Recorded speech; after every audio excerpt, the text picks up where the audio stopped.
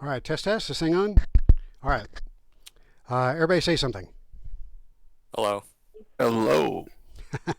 Hello. All right. So this is where's the camera? There you are. This is DM Nell, and welcome to another Shadow of the Demon Lord talk. This is episode number 100, and for this episode, we are doing a game. I'm running a game for 5 brave individuals who volunteered to participate in this one shot and subject themselves to the cruelty that I'm about to throw at them. Um, so I want to thank the guys that have agreed to participate in today's game. And I would like for you all to introduce yourselves as much as you would like to introduce yourselves to the world. So let's start around the table. Whoever wants to start first.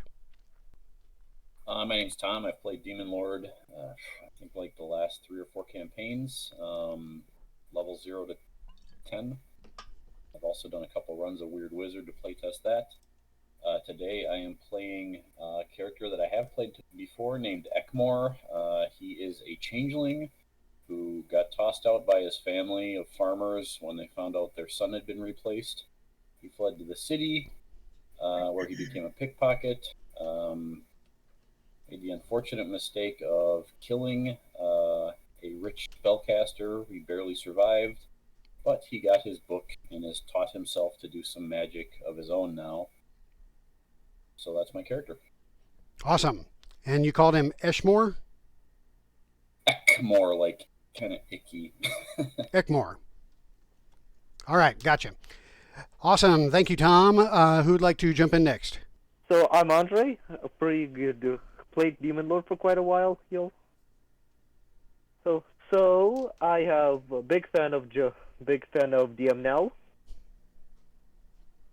So I'm playing my character is Arthagol, a character who he was born on the streets. Then found out about the dark part of who he is, a hellspawn of Cambion, and learning. Cool. Then he decided to go on a journey and try to find purpose for what he is, and he basically has some contentment about, and became a broker for devils, but keeps it a secret. Sure, that's not something you want to advertise, right? Yeah, like to be fair, it's like something like very secretive. Right on. Yeah. All right. But no one knows it's a Cambion. But no. All right. Secret Cambion here for Arzagol, right? Arthagol, yes. Okay. Thanks, Andre. Who's next? Yeah. So, my name's Gary. This is my first ever time playing Shadow the Demon Lord. Most of my experience came from 5e. And today I will be playing one of DMNL's pre-gens, an orc warrior who I've named Leroy. This kid is 13 to 18 years old. I'll make him 18. And you know what, Leroy, he's just happy to be here. He's just chilling. All right. We welcome you, Gary and Leroy. And who's next? Joe.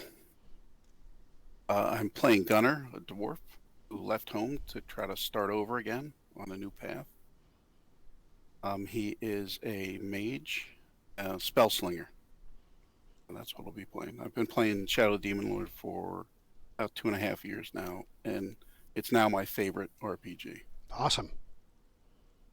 All right. Thank you, Joe and Gunnar. And last but not least, I think we have John, who has yet to introduce. Yes, I'm John. I've played RPGs for a very long time. Started Shadow of the Demon Lord about 3 years ago. Joe and I actually are in a home campaign together. I've run it, played it, had a good time with it. Run a few things on Roll20 with some strangers. As a matter of fact, I've played with Andrey before as well. I'll be playing Approach of Dusk. He's an elf who has been alive for nearly 900 years. And in that time, he's questioned what it is to be immortal and has decided that to measure the lifetime of an immortal, you have to look at the intersections of extreme joy and devastating heartache. So while he's experienced the great things that you can experience, he's also experienced the worst, from wives and children dying off to falling in love. Um, so he starts out as a guy who had a great time growing up in the court of the Hidden Kingdom and winds up being sent to hell as part of a teeth. So he resents devils and such as that, and came back to the mortal realm and decided to square off fairy kind of the most part, and spends most of his time with mortals who he sees as sort of the people who, in the short time that they're here, manage to accomplish a whole lot. And that's where he'll be coming from. Awesome. All right, you guys have made some interesting characters. I'm sorry that this is a one shot. Almost would almost wish that I was running a regular campaign, because these guys have some cool potential. So thank you all for that introduction, and welcome everyone to this game. So the name of the game, if I can get my screen here to cooperate, is Hell Awaits, and it is based off of a short scenario that Schwalb Entertainment has produced, although I have modified it to suit my needs. All right, so we start today's adventure in the village of Fletcher's Rest. All of your characters have known each other for at least a few weeks as citizens, or perhaps even temporary travelers through the village of Fletcher's Rest. It's a small village that took you in at a time that you needed to be taken in for whatever reasons. And you have spent enough time in this village that you are all familiar with each other. In fact, you all banded together already to defend the village against a threat that had come through in the form of a renegade warlock. This warlock had come into a neighboring village. The village that neighbors Fletcher's Rest is called Raven's Nest. And this warlock set up camp in Raven's Nest and immediately started causing problems for the villagers of that particular place, which started to spill over into the surrounding areas and eventually made its way into your village. So you banded together and joined forces with a druid from Raven's Nest to hunt down this warlock and to bring him to justice, which you did. This was about a week or so ago. The threat you thought was neutralized was then taken by the druid, who said that he would ensure that this warlock and his evil would be buried forever. And so he cared for the remains of the warlock, using his magic to inter him someplace in the city or the village of Raven's Nest. You all, thinking that your task had been completed, went back home to Fletcher's Rest and celebrated, letting your fellow villagers know that things have been cared for, and the threat of this renegade warlock had been neutralized. Not long after, a couple days perhaps, strange things started happening again. Worse things, supernatural things. Apparitions started appearing in the surrounding woods. Animals would turn up mutilated. Stories of strange shadows lurking through the surrounding area. So you know that something, again, is amiss, but you're not sure what it is. People that regularly visit Raven's Nest from your village have not returned.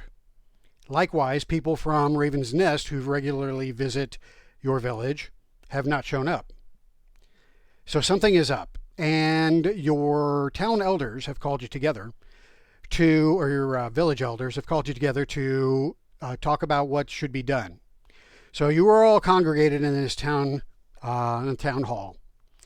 And the village elder is talking to everybody, but specifically to your characters, about what the best approach would be to investigate these strange occurrences. When a stranger enters the hall, very abruptly, the doors swing open very dramatically, as if a wind had blown them open, and a shadow appears, backlit by a campfire out in the village. And this shadow walks into the room and introduces himself as Inquisitor Black. He says that he has traveled far in search of a renegade warlock that has been that he has been hunting for many months, and he has tracked him to this village or to this area. It is at that point that the village elders inform the Inquisitor that the problem has already been dealt with, and that the warlock has been killed and buried in the neighboring city of Raven's Nest. But the warlock shakes his head and looks at all of you very gravely and states very frankly that no, the problem has not been dealt with. In fact, your problems have only just begun. So that is the introduction to this adventure. Essentially, Inquisitor Black meets with your village elders, and your village elders insist that each of you participate in the discussion. And it is agreed that you should go back to Raven's Nest, and you should find the druid that had helped you hunt down the warlock before, so that the druid can lead you to the remains and allow Inquisitor Black to take care of the warlock officially, and ensure that his spirit meets its just rewards. And is this someone that we're only recently associated with? We don't really know him so well. You know him well enough. He has been residing in the neighboring village forever, basically. He is their protector. And since you all have been here at least a few weeks, you have at least a passing familiarity with him, as well as the experience of actually having hunt down this warlock. So you know him. How well you know him is up to you, but you know him well enough to know that he was a force for balance in the world, and this warlock was definitely a threat to the balance of the order in this region. And so that's why he asked for your assistance to hunt the warlock down. If you're friendly with him, I'll leave that up to you to decide how well you knew the druid. But you all are familiar with him. Yes, he actually does. I wanna ask you something. Are you suspecting that there's something that's keeping him in the material plane? No? Inquisitor Black looks at you and he states that that is church business. And the more you know, the more your soul is endangered. So it is best that I keep certain things from you. Otherwise, you may be inadvertently putting yourselves in harm's way. Fair enough. Suffice it to say that this warlock has found a way to cheat death. At that response to my friend, Approach of Dusk would snicker at that idea that knowing too much would imperil the soul. And he laughs at the Inquisitor and he says, "My friend, my concern at this point is not the paltry ideas of your church or anything of that such. My concern is now with my friend, Argonon, who, if you're telling me this warlock is still around, I have to be concerned for my friend. So I will at least undertake this task. But please spare me the details of your church." He looks at you with not a little contempt in his eye, and he goes, "Fair enough, elf. I won't get into your business if you don't pry into mine. Agreed. And I raise my hand to ask a question. I say, is it true that warlocks, they make deals with devils that threaten one's immortal soul? This is true. And this particular warlock made a rather disturbing bargain with a rather powerful devil. And as such, this has this has caused us some great concern back in the church. The devil that this warlock had bargained with has already caused us some significant grief and hardship, and we fear that the connection that this warlock has with this devil, if it's not severed immediately, will only grow in power and give this devil access to our realms, unprecedented access, which is why I have come personally to see that this threat is neutralized. Can I ask quickly what the name of the devil is? We shall call him the shadow that lurks in the light. Interesting. I believe we need to make haste. I look horrified, but I agree to go because such evil forces must be stopped at all costs. All right, so let's see here. We've got a little message. John, the fire and dusk's eyes burn bright at the talk of devils. Yes, you're getting a little bit horny at this at the talk of all this devilry, and you're anxious to get going, and your elders are anxious to get going because all the talk about devils and this inquisitor showing up on the doorstep of the village has basically made the town elders shit themselves. And they're not really sure how to process the information that's being thrown at you. So they give you leave to handle this situation in any way you see fit. So any other questions for the Inquisitor before you all start your journey? No, but Dusk will take the main head elder of the village aside and say, in my time, an inquisitor showing up is never a good thing. So keep your mouth shut and let's just bear the storm. We'll do what we can. Honestly, I couldn't agree more. The elder shakes his head and agrees with the wisdom of your words, and says that the resources of the village are, of course, at your disposal. Unfortunately, the village doesn't have much to offer you.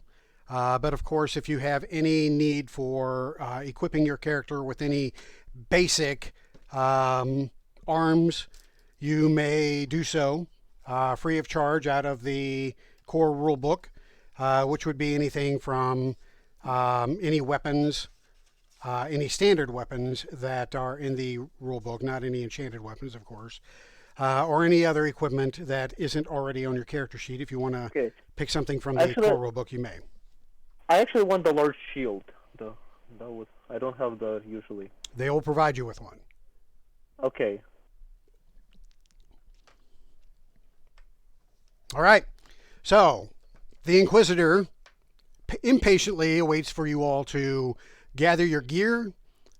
He waits at the edge of the village, and once you are prepared to accompany him, he asks you to lead the way to Raven's Nest. All right, so Raven's Nest, and I'm not going to, I don't have it, I don't believe, on my map. So just to give the viewing audience an idea of where we're at. This adventure is set in the Northern Reach, which is this territory to the north of the Empire, or the Imperial lands. And Fletcher's Rest, as well as Raven's Nest. A little bit of a tongue twister there. After my third or fourth beer, I'll probably be butchering that pretty significantly. But the village I have not marked on the map, but it is remote enough that they don't get a whole lot of visitors coming through. So we'll say it's kind of somewhere up here between the Mistwood and the Haunted Forest.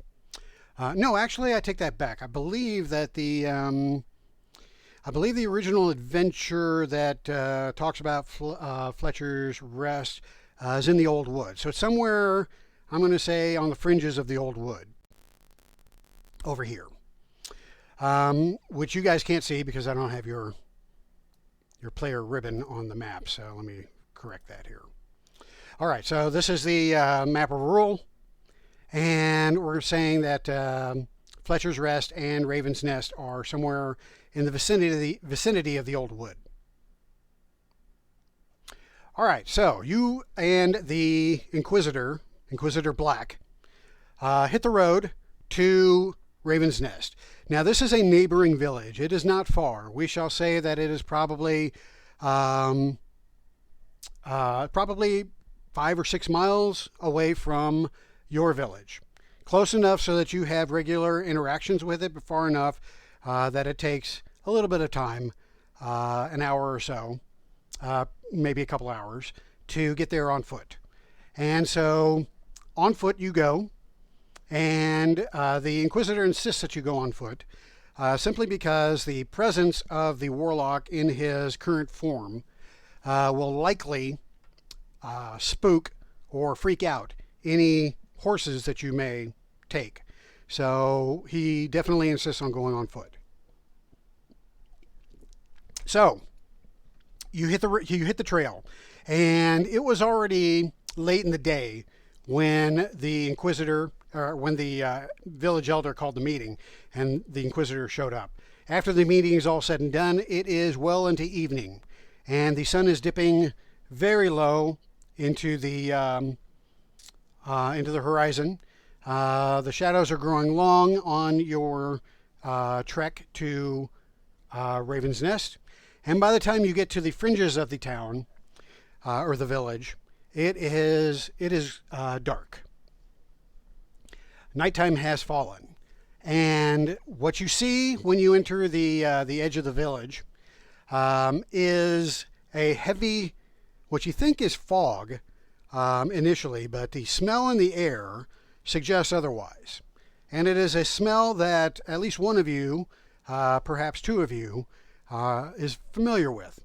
It is a smell of sulfur, and the smell of rotten eggs permeates this haze that is lingering over all the trees and the shrubs and the buildings that are now coming into view as you walk down the road to Raven's Nest.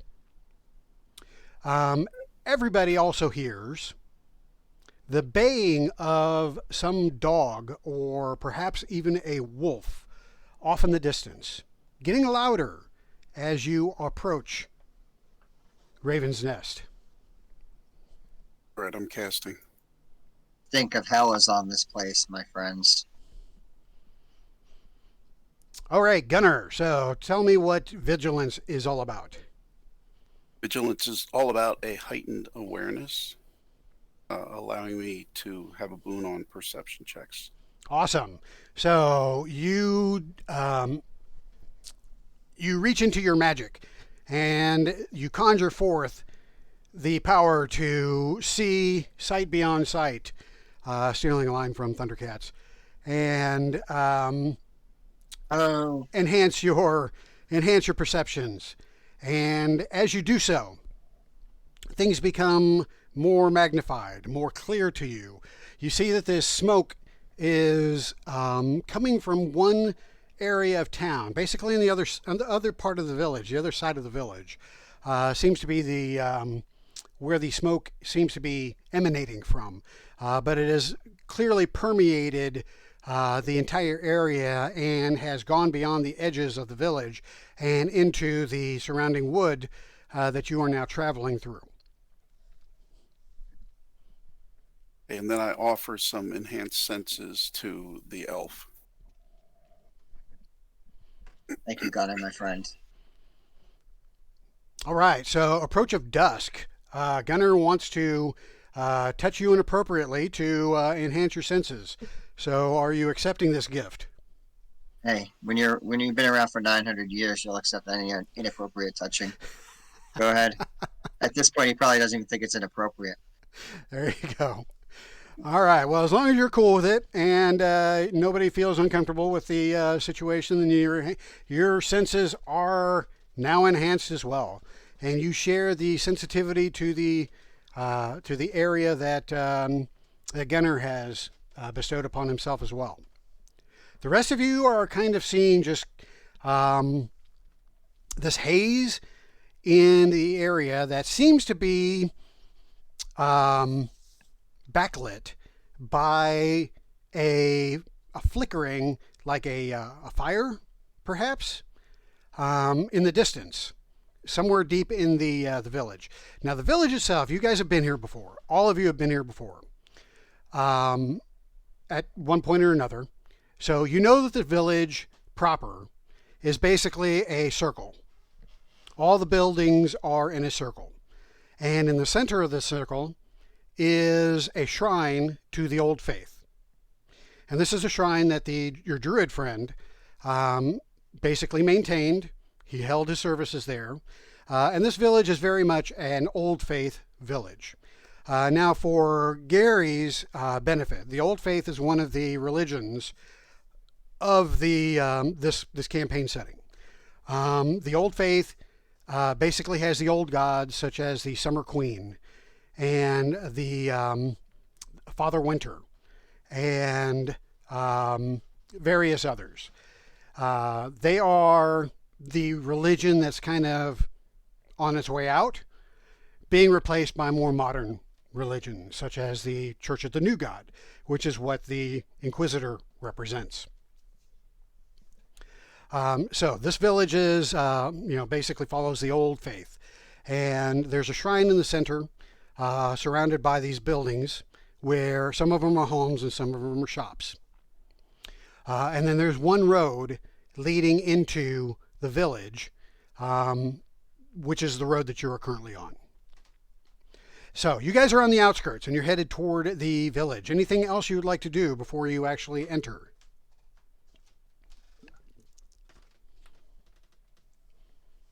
Wait, is the Inquisitor traveling with us? He is. He is actually leading you. Okay. Do I see like his reaction when we pass by that shrine of the old faith? He is holding his symbol of faith very tightly in his hand. And the symbol of faith is the Ouroboros, which is essentially a circular golden symbol that he wears around his neck like an amulet. And the symbol is a snake eating its own tail. And he's holding this very tightly, whispering to himself prayers, assuming to his God, in preparation for what is to come.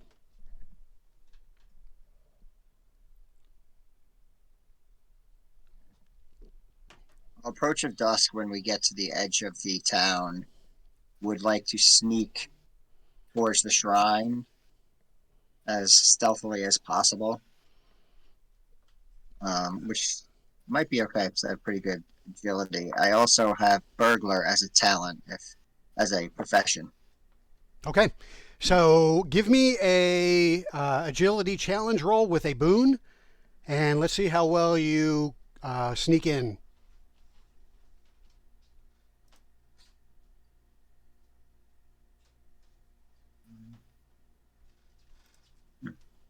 What happened? No character. What's that? I'm gonna have to roll over here. It says, as I'm hitting it, it says no character is found. Oh, because probably we're not on the screen. Oh, you're right. So it's not. You're right. It's not pulling from my. You're So that would be a 14 plus a d6. okay. Roll that beautiful bean footage. Okay, no problem. So you succeed in your challenge roll. Also, for Gary's benefit, a challenge roll is kind of like an ability check in D&D.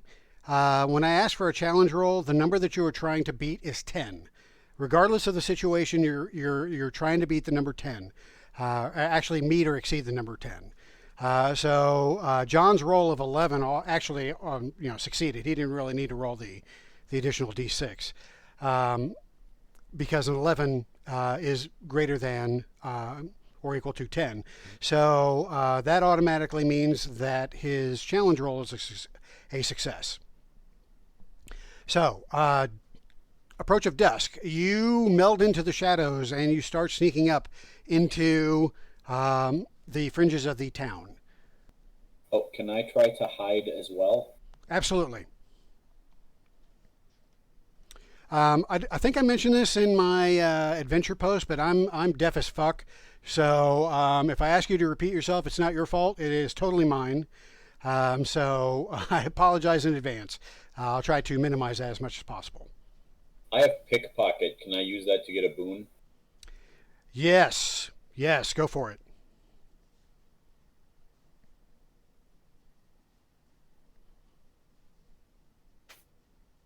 All right, that's just what you need. All right, so maybe not as elegantly as Approach of Dusk, but you also managed to sneak a little bit ahead of the rest of your party. And you're now on the fringes of the village. So let me go ahead and move you all over to the village map. And let me put you on the edge over here. All right, so you are all on the edge of town. And the haze that you see seems to be coming from the opposite side of town over on the right-hand side of the map, which is this building that looks like there is an orangish glow emanating from it. But as I mentioned, the village is kind of set up in a circular or square configuration. All the buildings are surrounding the center, which is where the shrine is located. So you are fairly familiar with some of the places here in town. You know that this building right here is the smithy. Can you all see my pings? Yep. I can, yes. Okay. That's the smithy. There is a general shop down in the lower left-hand corner of the map. There's also a kind of a gathering place. You can call it a pub, or you can call it just a kind of a drinking hole down here. Most of the other structures are homes. And so that is the general layout of the town. Now, the first thing that you notice as you're approaching is, besides the haze and the glow coming from that building over there, is that there is a broken wagon that's on the road that you're approaching. Kind of from a distance, you also see through the haze some things laying in the road. Like over here, it looks like there may be somebody laying in the road. Down here, it looks like there may be somebody laying in the road.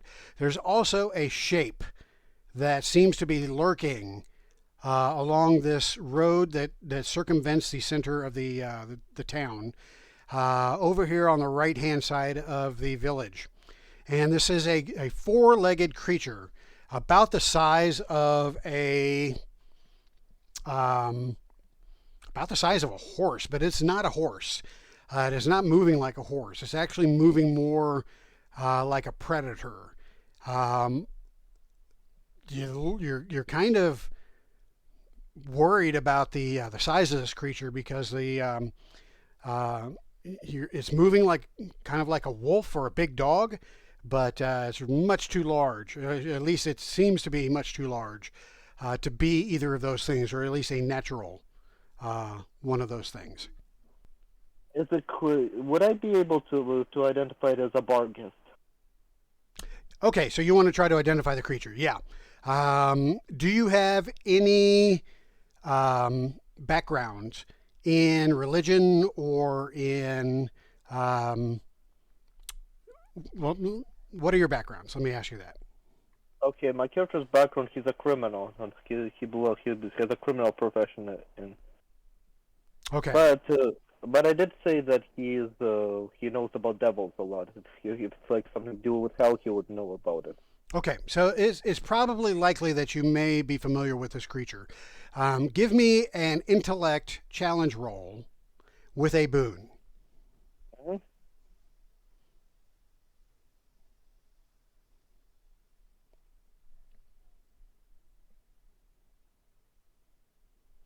Okay, yeah, you are familiar with the concept of a Barghest. It's also known as a hellhound. These creatures are definitely denizens of hell, and spoken of in the Church of the New God sermons quite frequently as creatures that are known for hunting down and dragging back into hell spirits that have eluded or have somehow escaped their final reward or final punishment in this case. Barghest are generally the creatures that are dispatched by the various devils to go fetch the souls and drag them into hell. So by the way this thing walks and the way this thing looks, it could fit that bill very easily. Can they be negotiated with? No. These creatures are of a singular purpose, and that is to find the spirit that they have been sent to retrieve and drag it to hell, and don't let anything get in its way of this To be fair, purpose. so can I make like a deal to help it find the target? If it's like not a, like have a deal. Like I mean help what I mean about negotiation basically mean like basically help to find its goal with just a little bit of a help it achieve its goal. You can try anything you want. You're from the stories you've heard, you don't think that this thing has any reason in it. So, what would you like your character to try? So it looks like we are dealing with a devil that it is not. Hey Inquisitor, okay, I tell the Inquisitor the info I find out. Okay.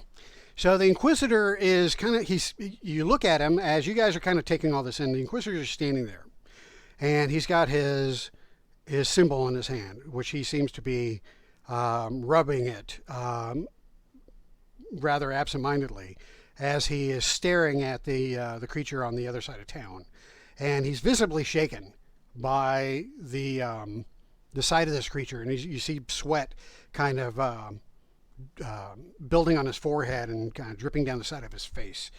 And he said, "It's much worse than I had imagined. Hell is coming for the warlock." Honestly, kind of to be expected, honestly. And he looks at you as Arzagal, and he grabs you by your tunic, and he kind of shakes you, and he says, "You don't understand. Hell is coming here for the warlock."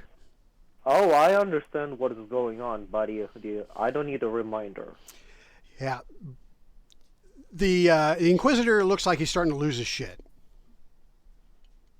Right. I'm calling for a team huddle. Team huddle. I do.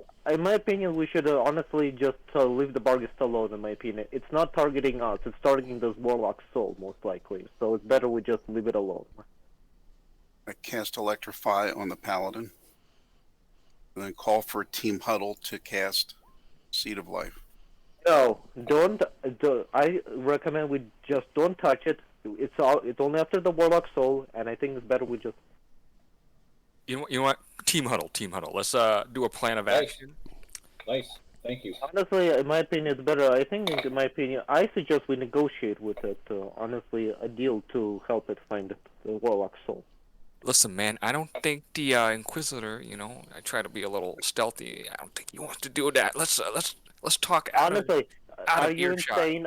Are you insane? This thing will kill us if we screw around with it. All right. So, Seed of Life is for the Changeling, for myself. Who else is nearby? I know a couple people ran off. All of you should be in the kind of the same area. A couple of you have advanced a little bit closer, but you're still all within earshot of each other. Okay. And Dusk, myself, and the Changeling will have Seed of Life. Okay. How about say this? I'll give you this. If I don't negotiate with it properly, you kill you. Why don't you try to negotiate with it, and if it tries to eat you, we'll kill it, or try to kill it. Yes, that's my plan. Okay, so we will be here watching you negotiate, Yes. and far away from danger, and we'll see how it goes. Okay, I agreed. All right, so as you guys are breaking up your huddle, you notice that the Inquisitor has already made his way into the village and seems to be approaching or circling his way around towards where the Barghest is currently located. But he's not doing this like with fear in his eyes. Scared. He's just Well, it's kind of hard to tell right now because you're looking at his ass, but he is he's definitely trying, or he's definitely approaching it. So, what are you going to do? Okay. He's going to die. Yeah, I oh, want to look observe. at that fool. I watch with curiosity to see how it kills him. Yeah. I tell him, the Inquisitor Black, please do not approach this. Do not even try to harm this thing. It is not gonna. Its initiative is not gonna hurt us, does it? As long as we don't interfere with its plan. Can I Are we continue taking hiding and bets? creep up? Are we taking bets right now, or? All right, so you guys, you make your pleas, and you kind of watching the Inquisitor as he approaches, and he kind of cuts through the park-like area in the center, I'm gonna and follow behind him. Approach of Dusk is gonna be here. okay, Like He's I moving. still I'm don't gonna have shadow control. him. okay. Okay.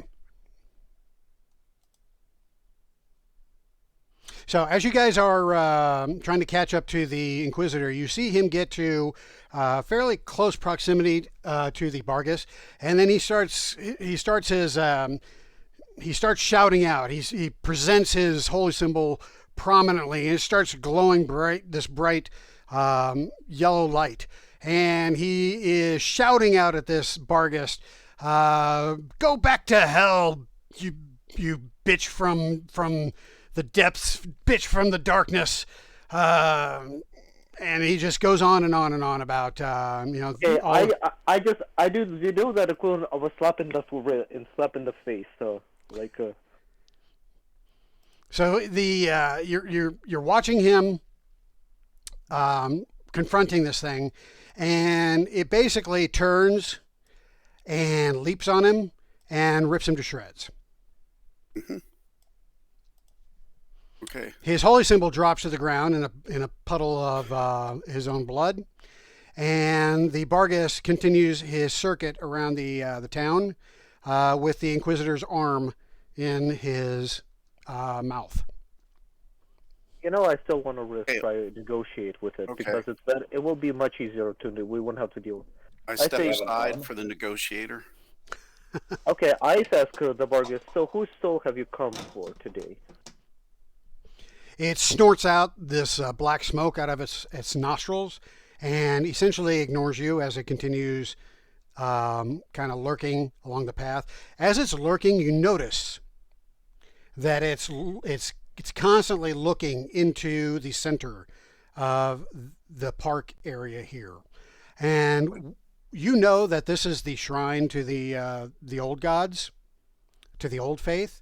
This is a monolith that has the various symbols of the old faith prominently displayed on it, and then these 4 pillars surround it, and they are also engraved with various symbols of the old faith. This is the holy land of or the holy the consecrated ground, I should say, for the old faith for this village. This thing seems to be staring into the center as it's walking. I ask the warlock. I ask the Barghest again. So how about if we assist you with helping you get that soul to hell? It ignores you and it continues to walk the path. Approach of Dusk is going to move to the monolith. Okay, so now you see what I mean. Wait, it just straight up ignoring us and not ripping us to shreds? Nope. Because No. it's and to be fair, and I do tell them about the Barghest. Barghest do know their only goal is to get the soul that they are assigned to. Nothing more, nothing less. Can I check the bloody pile where the Inquisitor died? You can. What do I see? You see a bunch of gore, a body missing an arm. The Inquisitor's eyes are wide open. His mouth is wide open. Didn't even get a shriek out. His chest was ripped open. His guts have kind of spilled out, and blood continues to trickle out onto the ground. Tell me, is this, I don't know if you can see my ping, is that just like a villager body, or what's going on over here? Yes, as you kind of survey the area, you see that this is a body of a villager that has met a very violent end. His body is actually draped across a stump, and there is an axe protruding from his chest. That means it was attacked. So most likely it was attacked by someone who looks like someone raided him. Someone killed him. There's also a body here that these 2 guys have probably walked by. Another gruesome death. This person's gut was split open, and his entrails or her entrails are spilled out. But the weird thing about this one is that this woman's hands are missing.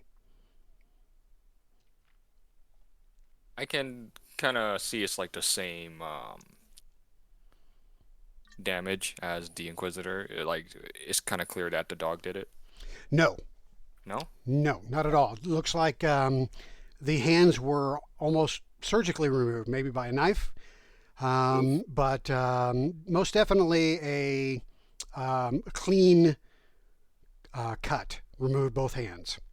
Can I peek in that window? I don't know if it is a window. Is that a window? Yeah. Yes, you can peek in there, and as you do, you see a bunch of crates stacked up to the window sill, and the room beyond that is dark. Do you have dark vision or shadow sight? Shadow sight. Shadow sight?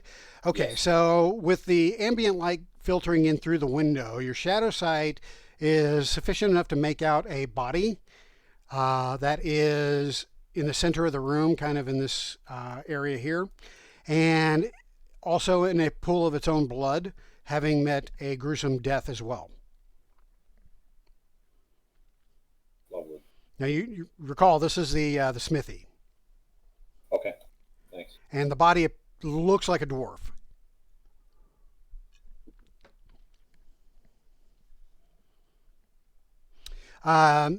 You 2 guys over here, I can't really tell. I think Arzagal is one of them. And Leroy, is that the other one? Yep. Okay. Leroy and Arzagal, give me a perception challenge roll, please. Gary, to make a perception challenge roll, click on the little circle next to the word perception. Click on the number, and that will roll your perception. All right, perfect. And there we go, Arsical. Okay, so Arsical, you don't notice this, but Leroy, as Arsical is trying to get the Bargus attention, you're kind of looking around, and you notice that this is a well, the town well, and you notice that there is a creature sitting on the edge of the well. And as you kind of do a double take, and you notice that the creature is a cat, or at least you thought it was a cat, until you notice that the cat has human hands for its front legs. Okay, I nudge Arsicle on the shoulder, and I point to the cat with the hands, and I go, "What the hell is that?" So this will look like something from hell, honestly. What the hell is on his paws? Looks like, honestly, I don't know who could have been from honestly, who could have been from Dark Magic, could have been out that surgeon. You want to take a look at it? Because I don't want to take a look at it. I don't mind. I can look, but I'm not the best. So Okay. I can try. So I go to the well and I look at the thing. Okay. It appears to be a black cat with short hair, about a foot, maybe a foot and a half long. And it's just kind of it's sitting up very properly like cats do. But instead of cat forearms, front arms, it's got two human hands. And the hands appear to be feminine. In fact, they've got long nails that have been painted. The cat reaches up with one of its hands, and it starts to lick the hand and rub its head with his hand, and then it kind of scratches with its finger behind one of its ears and picks at one of its teeth with his finger and kind of flicks something, and then goes back and absentmindedly just kind of looks over at you and acknowledges you momentarily before it looks elsewhere. That thing has to die. Honestly, I don't know. Could be multiple possibilities. Could have been a dark magical experiment. Could have been an insane surgeon. Could have been just a monster. Honestly, I don't know. You think it's a coincidence that the woman lying north of the well is missing both hands? Nope, I don't think it's a coincidence. It could easily be quantum, but those are my two theories. Could have been. Either a surgeon or a dark magician or a dark magical experiment. Okay, I would like to approach the cat and reach out my hand for a handshake. Okay, it reaches out its hand up to your hand, and it shakes your hand. And then it grabs your hand, and then it starts squeezing your hand with a strength that is not possible for a creature its size. And then its mouth distends rather wide and long, much wider and longer than should be possible for a creature, cat that is the size. And it begins to snap at you. So we are going to do a combat encounter here. So let me. I don't mean to interrupt, but this is the paladin, right? No, I'm a orc warrior. He's the orc. He's not a paladin. He didn't pick the paladin, picked the orc. Oh, okay. All right, so I'm going to put everybody up on the turn order, even though it's just Leroy that is interacting with the cat at the moment. But you will all be able to do something. So here's how I handle.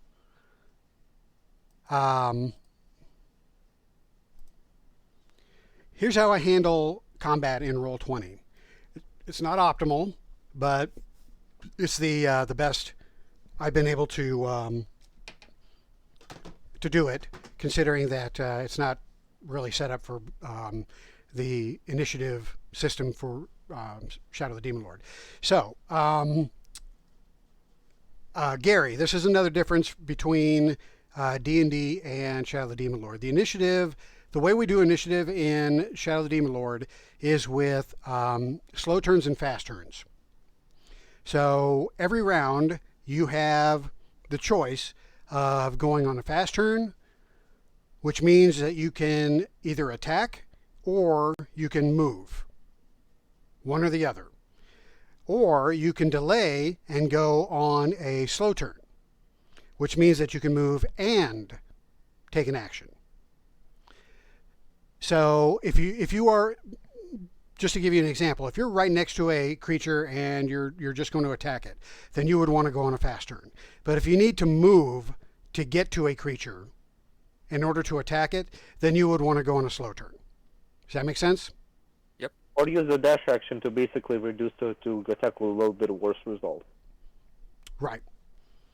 So what I ask for you to do when we start combat, a combat encounter, is to tell me if you're going fast or slow, and to indicate on the turn order whether you're going fast or slow by changing the 0 to an F for fast or an S for slow. Now my creature is going fast, so I'm putting an F there.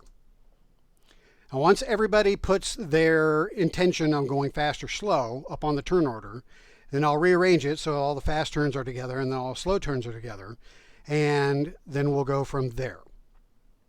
So it looks like Gunner's going slow. How do I do that? Just click on the 0 in the turn order. You may have to double click on it and just type an F for fast or an S for slow. There you go. Okay, so now I put you in order here. The good guys, or you all, always go first.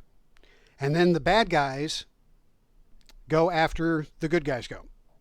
So my cat creature is going fast, but it will go after all the other fast turns go. So you now can decide amongst you, of all of you that are going on the fast turn, who wants to go first? I would like to go first, please. All right, what would you like to do? I would like to take my club and bash the cat in the head that is grabbing my arm. All right, that is a logical choice. So go ahead, and you are still not up to the cat. But yeah, you're still a little bit you're still a square away from the cat. So you would probably want to go on the slow turn. Oh, I thought I was shaking hands with it already. Oh, you did say that, didn't you? Okay, so we will just move the cat up next to you. We'll put him right there. There we go. All right, so you are next to him. Go ahead and club his brains out. Okay. I'll roll for my club, and my talent. One of my talents is weapon training, so I can roll it with a boon. All right. So +1.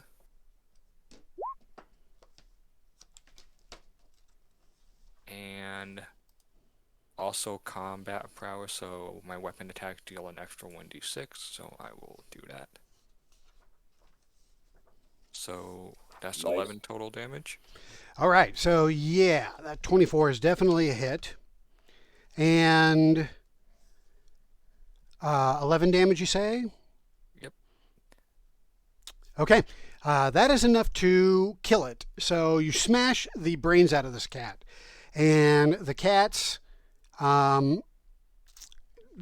form begins to change before your eyes into a rather ugly looking, almost babyish humanoid with little wings that are sprouting out of its back, and this big long tail with kind of like a point, kind of like a triangle point on the end of it.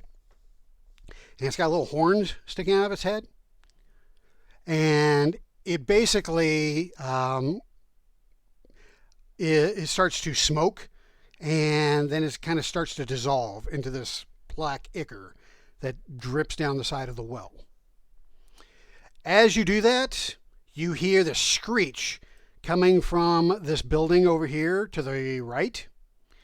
And you see a number of similar little baby bat-like creatures begin to materialize on the roof of this structure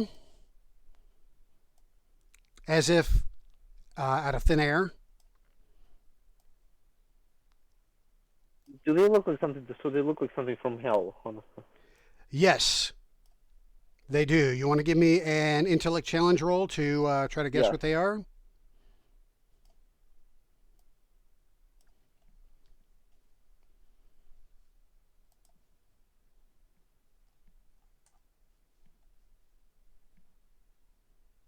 All right, so this one is eluding you. But there are lots of creatures from hell, and a lot of them look very similar. So it's kind of hard to basically figure out what this one Devils, is. definitely, but they're devils and the devils. Yeah, they're definitely devil. They're definitely from hell. So I'm going to put one of these guys over here to be my token. Based on my knowledge of hell, is there a way to tell if those bats and the hellhound are like in cahoots? Would they attack each other or would they gang up on us? No way to really know. Okay. These things are, not really paying attention to the Barghest. And so they all seem to be pretty pissed at you all for killing the cat with hands. So all these creatures, their wings flare up. Their wings seem to be too small to carry their bodies, but they seem to be flaring up as if they're going to launch from the roof. They will all go on slow. And so we are still on the same turn order. So who just went? That was Leroy that just went. So Leroy, I move you to the end of the order here. And who would like to go next?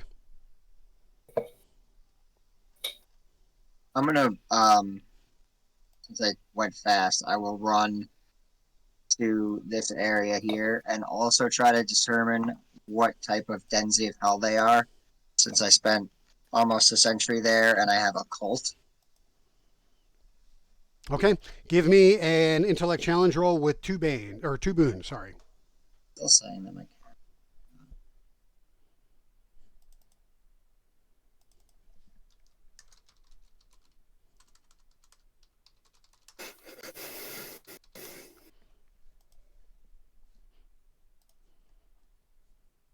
Okay, yeah, you know that these creatures are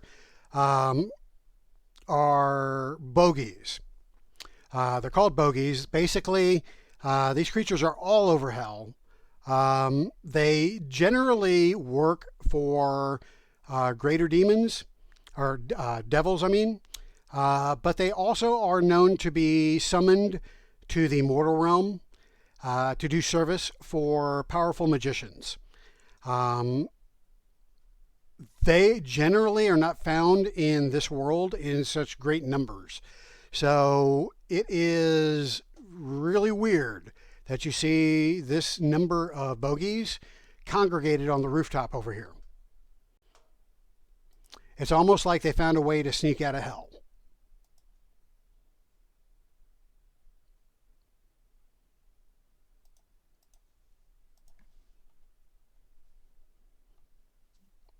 All right, so fast turns. Who wants to go next? I'll go. Can I shoot a bullet one? Go for it.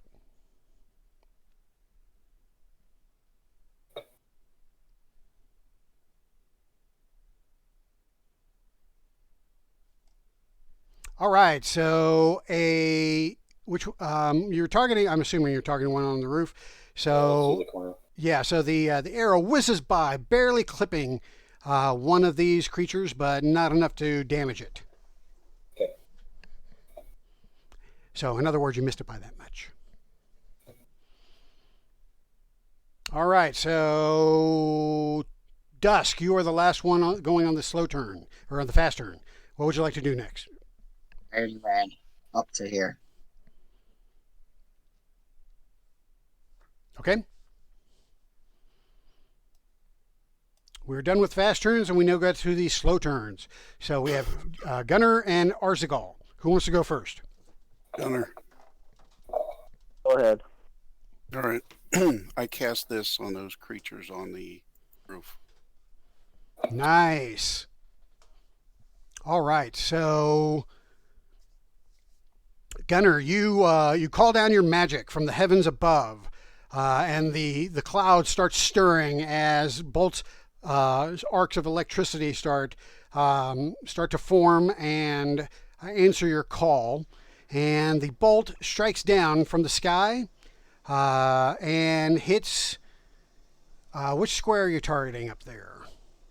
Well, I should be able to get all of them. It's a 3-yard radius. All right, perfect. So yeah, you call down the lightning, and it just annihilates the roof of this building that's already half burned down. And these creatures need to make a strength challenge roll, and I can say that they are not. Their strength is not all that great. So we got 1, 2, 3, 4, 5, 6, 7, 8, 9 of them. So here we go. First one. Actually, hold on a second.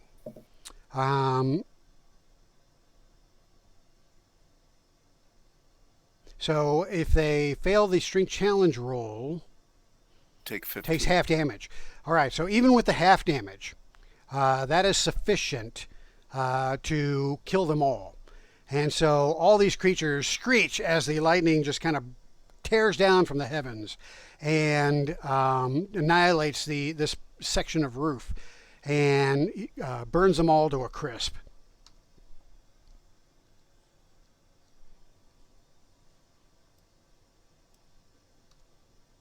And now there's a great big hole in the roof there.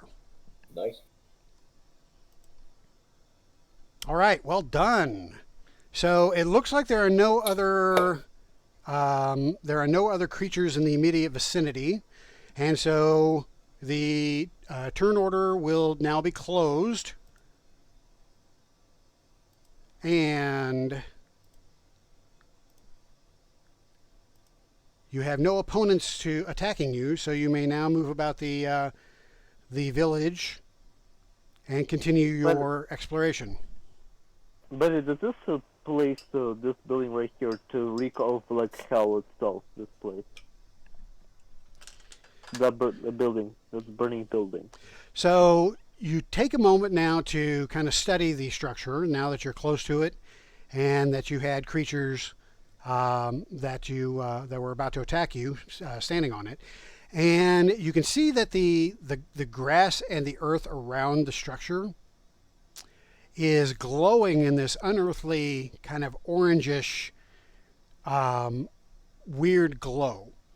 And you can see that the earth that this house is standing on is almost fluctuating, as if it is not entirely existing in this realm. And as you look even closer, you see souls or spirits kind of toiling within this orangish glow. And they're roiling in agony. And now that you can see these things, I need for you all that are looking to give me a will challenge roll, please.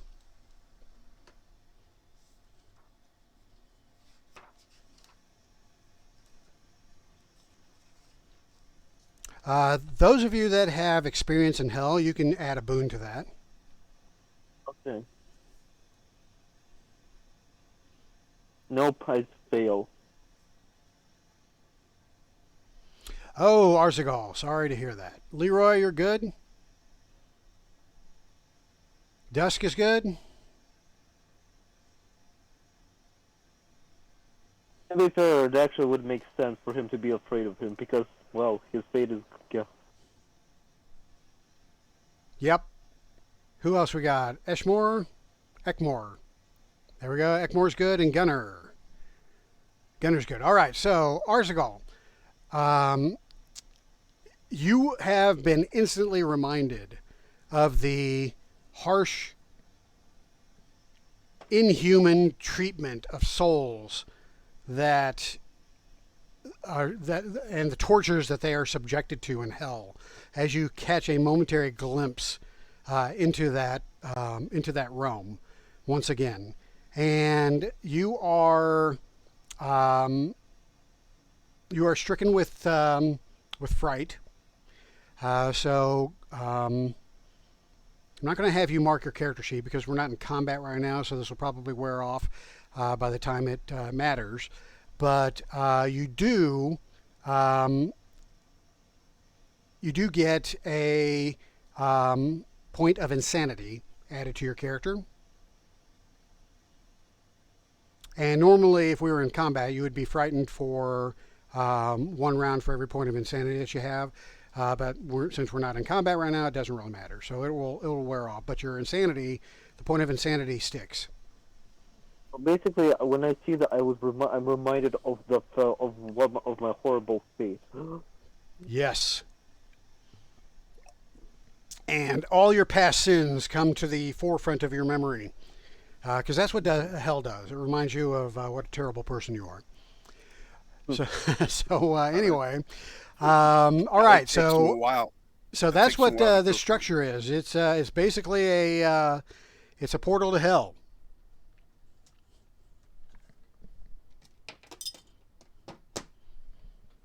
So what would you like to all do? Well, I'd like to check out. I was heading over to the middle here to see if we could find any evidence of Argonon anywhere in the shrine area. I'd like to check out the shrine. All right, so you go over to the shrine and you notice immediately that the shrine and the 4 posts surrounding the shrine, or the monolith, I should say, and the 4 posts surrounding it, are covered in this thick vine that is kind of entwining all of these stone monoliths. And as soon as you start approaching, the vines start twitching and start moving on their own. They don't do anything, but you notice them starting to move on their own, which is weird enough on its own merit. You also notice that this dark brown area here in the center appears to be freshly dug up dirt that has been packed back down.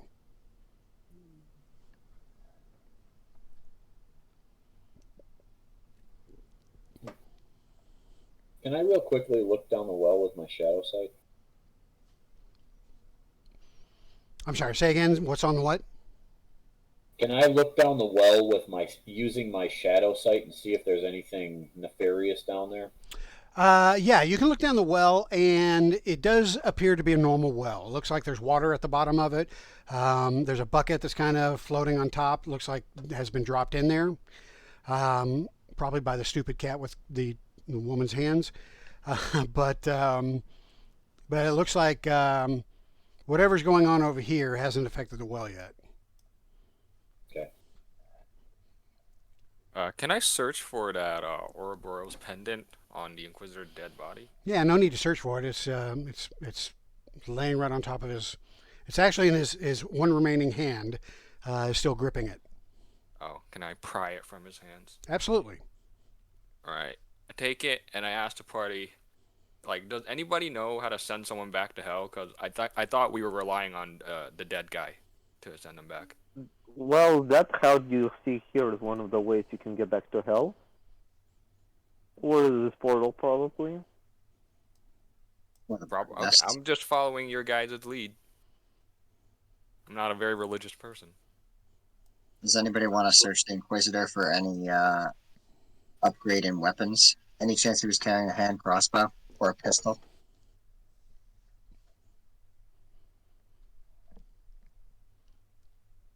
Sounds like you're volunteering.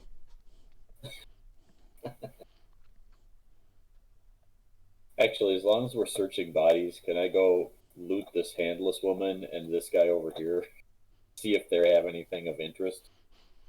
Absolutely. And between the two, you come up with 6 silver coins. Oof. And that's really about all of interest that they have, other I'm very than satisfied. villager attire if you want to strip them of their shoes. No, I have cooler boots. Very sensible shoes. All right. So, what else would you like to take a look at?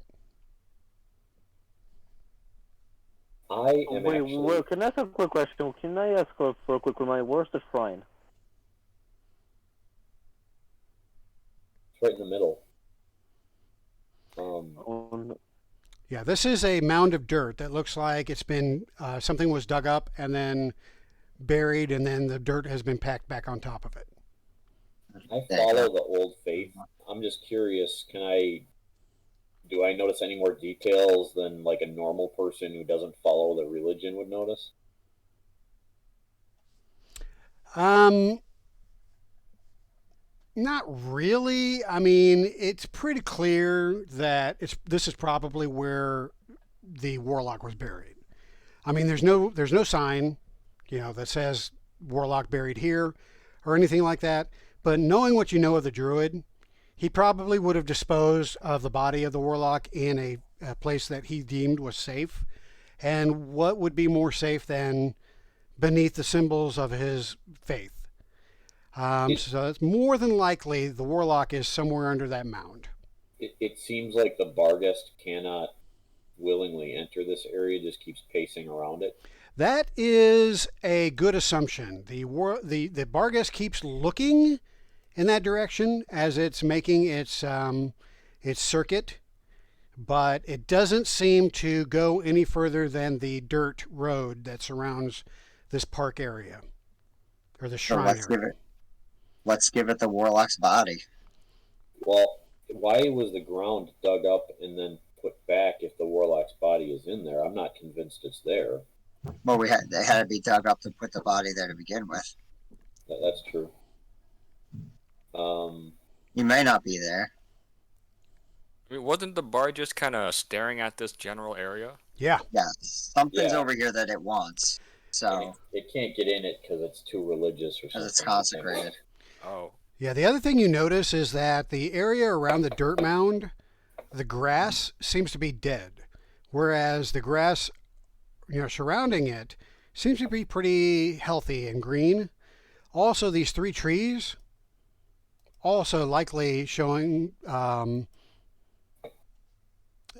they've lost all their leaves, and it looks like the bark is starting to deteriorate off of it, off of all 3 trees. They look diseased. So something is affecting the health of the vegetation, except for the vines that are growing on the monolith. I would like to cast Sense Magic. Okay. So there is a powerful aura of magic emanating from the mound. I tell my companions I'm sensing a bunch of magic coming from that. When you say the mound, you mean the dirt, right? You don't mean the. Yeah, the dirt mound. Okay, this was an obelisk. Not the obelisk, but the dirt mound. Okay, I tell my companions there's magic coming from that dirt mound. I say we dig it up. That's a good idea, but my concern would be if the natural vegetation looks dead here and those vines look not so dead, they may try to impede our progress in digging. But we can always give it a shot. My magic when it senses happens. tell me that it's safe. Everybody give me an intellect challenge roll, please.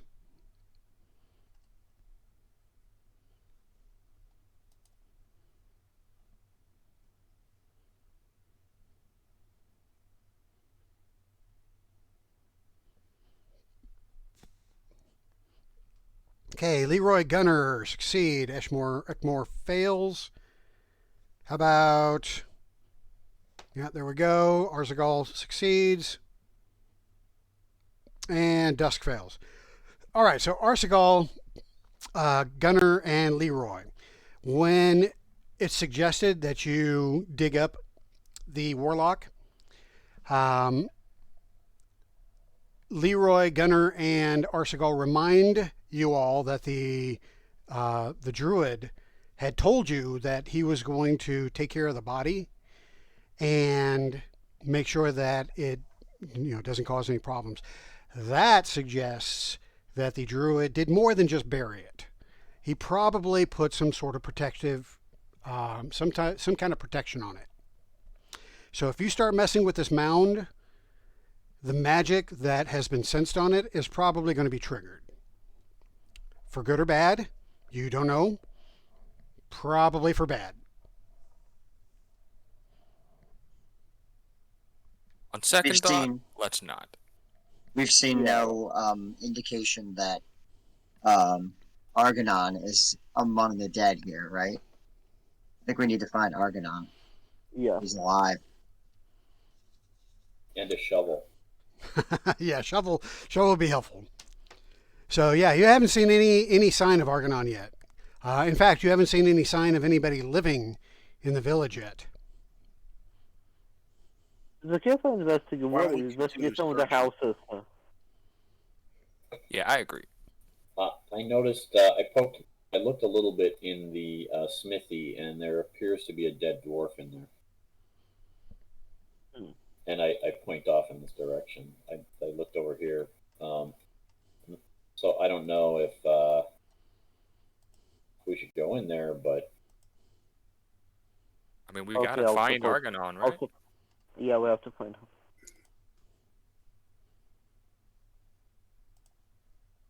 well, let's go find him. All right. I'm going to look in this window. I have dark sight. What's the vigilance spell?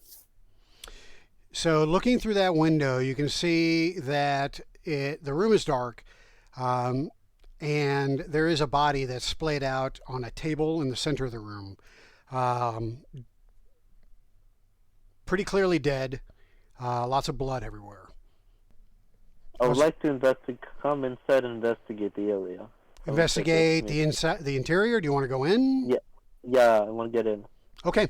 Well, the door's not locked, so it's just a matter of opening the door. And as soon as you do, you can look beyond. And By the way, my character has dark sight, just for a little context. okay. So as you look into the room, you can see the details kind of gorily displayed before you. And such is the display of gore before you that it kind of tugs at the strings of your sanity. Give me a will challenge roll, please. To be 30 years old Cambion, so he has seen quite a bit of stuff in his hood. Yeah, even as a Cambion, you're seeing some brutality that is not you're not used to, but you managed to shake it off. And well, actually, that was your intellect challenge roll. So your will challenge roll fails. So you are shaken a bit by the scene. Again, another point of insanity. Add to your character. You're frightened for 2 rounds now, but that'll. You're not in combat, so that doesn't affect anything at this point. But you see a body that has been hacked up, sawed on, and basically brutalized with the tools that are laying on the table over on the left side of it.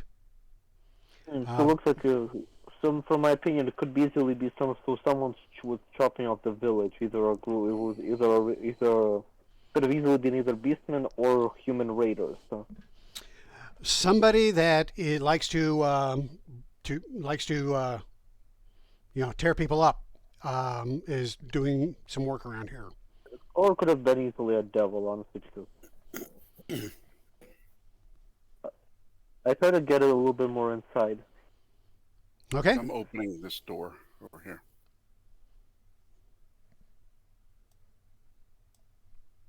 This one? Gotcha. Mm-hmm. Okay, again, likewise unlocked. So you just need to open it and take a peek inside. Mm-hmm. All right. So you can see the main part of the room.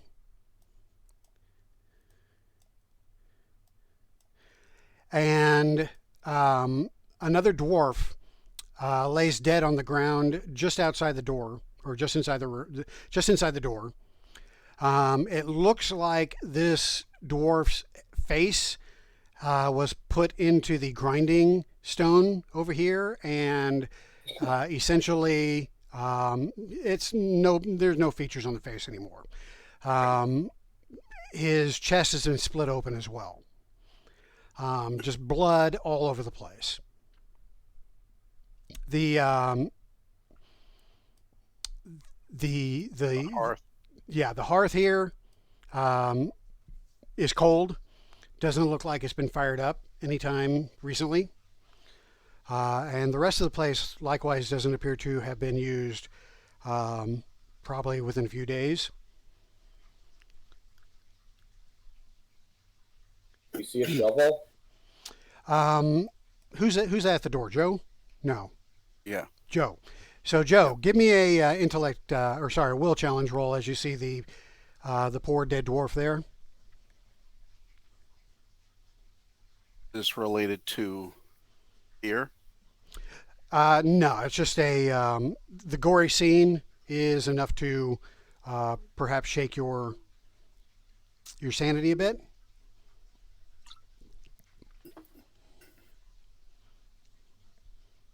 But you've seen worse. Where the hell have you been? I'd like to enter, cover the areas that I can't see. Okay, well, move your guy where you want to go. I can't go inside. Oh, sorry, I think I have. Yeah, I do. You've got me locked out. Yeah, there you go.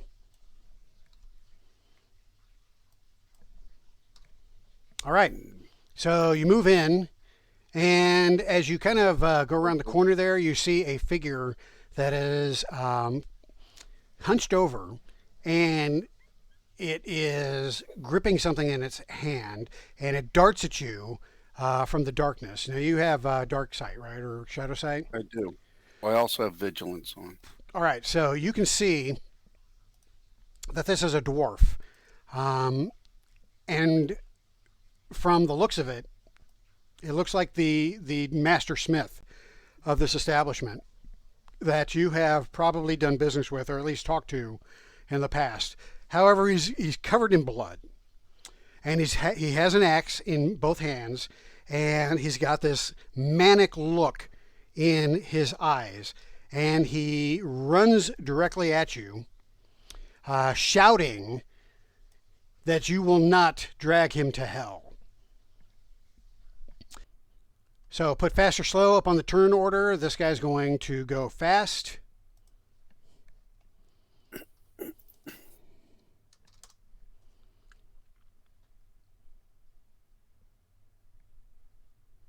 All right, dusk and, yeah, there we go. Slow, and we still need dusk. Fast. All right, awesome. So fast turns go first. That means gunner or dusk. All right, I cast this.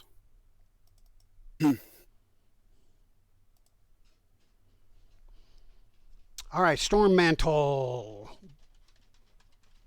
So this affects you? Yes. Gotcha. All right, so you got little arcs of blue electricity kind of coming off your body, right? Correct. All right, good deal. Okay. And that was Gunner. So Dusk, what would you like to do? I'm gonna charge in and smack a bit. Awesome. Go for it. I'd like to just knock this guy out, assuming he's possessed in some way. So if a 15 hits him, I smack him for 11. Okay. 15 is. Wait for it. Insufficient to hit. He is armored up, so he's wearing mail, and he also has a shield that he brings to bear, and so that misses him because of the shield. So that Also was because of my monk's martial artist, I'll use a what do you call it? Since I get to remove a bane from any of the special attacks, I'll do a guarded attack. So he's at a bane when he swings at me the next time. okay. Good enough. And that would be now. He is going to take a swing at you, and he's attacking with a battle axe.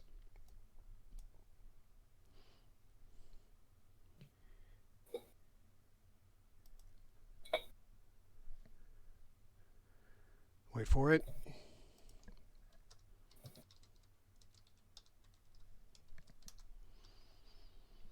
Okay, so that is a 13 versus your defense, which is not sufficient. So he takes a wild swing, and he misses by a large margin as you easily duck out of the way. But you can tell this guy is just swinging madly, not even caring who or what he hits. It's just his eyes are just wide with madness. So those were the fast turns. Now we're on the slow turns. Arzagal, or the rest of you, who would like to go next? I don't mind going first. Go ahead. Okay then. I'm going to move right about in his melee, and I'm going to attack him with my scourge. Okay. Basically, it's basically like a whip with multiple whips with iron blades. Sure. Suitable And for any home defense. Sure. And by the way, and I'm also going to use one of my abilities. All right. More is the better. When I attack with him, I'm going to use a trigger action to activate this ability here. Flagellate. That sounds awesome. Oh no! Oh no! Oh wait, no, wrong. Oh yeah, that's the right one. Okay. I'm gonna use a trick to lash my body with it. So first I roll a d6 to find out how much. Okay, I get a -4 penalty to help. Okay. One questions the wisdom of that attack, but go for it. Basically, but I get to make an attack roll with one boon, and I add my will modifier as a bonus to my damage. Gotcha. All right. Sounds good. Good trade-off, I guess. Make the most of it. Okay, so let's see. So who was that? That was Arzagal. And sadly, that is a miss. All right, moving on. Ekmore or Leroy? Who'd like to go next? I'll go next. Go ahead. Okay. Do it. I hear all the commotion going on in there, and I'm like, what's going on? And let's see. Speed is like 12 speed means 12 yards, right? I can move that much. Yeah. 12 squares, yeah. All right, I will move, rush in there. Do I have to roll will to see when I see the gored up body? Yes, please. Give me that roll.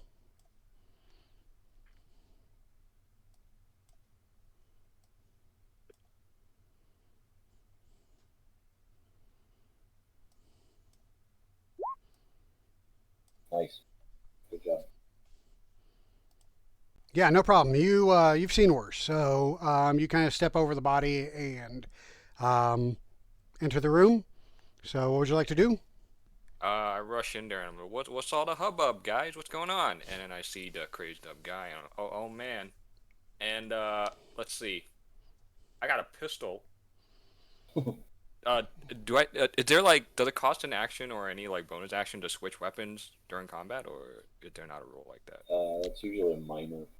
I let you, if you're just going to drop your weapon and pull another one out, I'll let you do it all in one action. What if I want to stow my club and then pull out my gun? Now you're pushing the limits of it. So if you're going to stow your club away and pull out your weapon, well, you're going on a slow turn, aren't you? Yeah. Yeah, you should get 2 minors. Yeah, I would say that you're probably going to need to drop your club. All right. In the heat of the moment, I'm dropping my club and whipping out the pistol. Okay. And I yell at you guys, duck out of the way, and then I fire at the guy. All right, fire away. Let's see, pistol. +4 with 1 boon, and my talent also gives it a boon, so I can do 2 boons, right? Sounds good. Okay. Nice. Wow. All right, that blasts right through his mail, and takes a good. I have a 1d6 extra for combat prowess. Awesome. I'll add- Roll it. Okay. 1d6. All right, 15 total. So you take a big chunk out of this guy's chest, but for some reason he is still manically moving and looks like he's getting ready to attack somebody else. But before he does, let's see, who was that just attacked? That was Leroy? Mm-hmm. All right, Ekmore, you're up. I move to there, and I want to cast a spell. All right.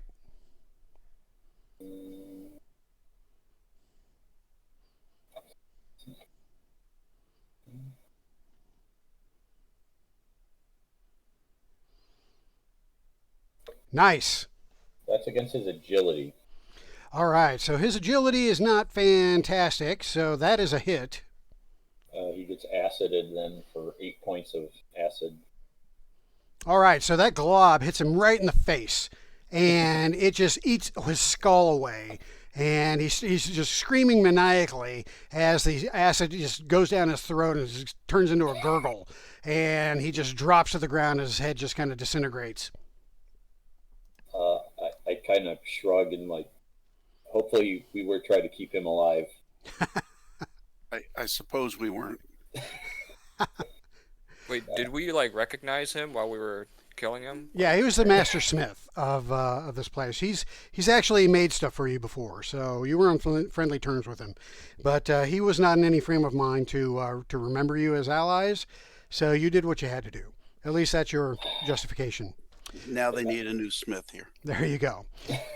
All right, guys, let's do this. Let's take a quick 5-minute break so we can all go to the restroom. I know old people like me need to do that periodically. So let's meet back here in 5 minutes, and we will continue your explorations.